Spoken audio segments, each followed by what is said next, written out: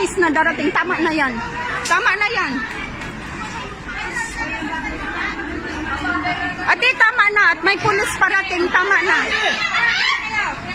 Tama na. Tama na, ate. May pulis parating. Tama na.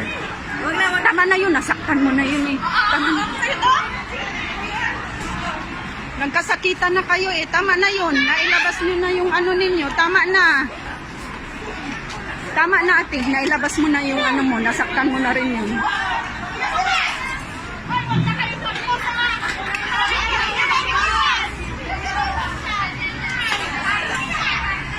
Tama na.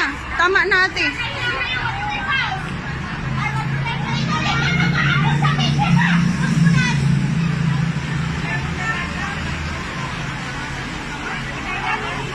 Ay, Panginoon, kagulo na naman dito sa Hong Kong. Awayan na naman ng awayan.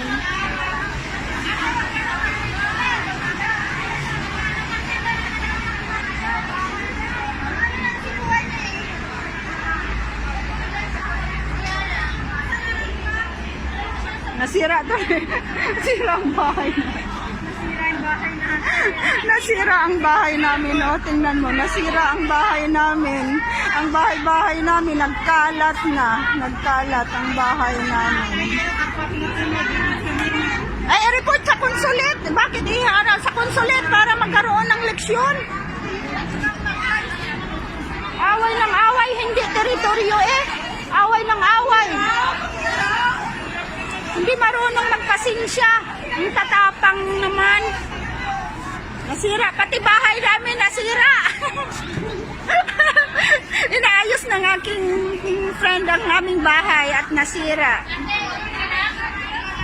Ang sabi ko, di ko ito i-post sa Facebook, i-forward ko ito sa konsulit. Para magkaroon ng takot ang mga Pilipinas. Sobrang tapang eh. Hindi.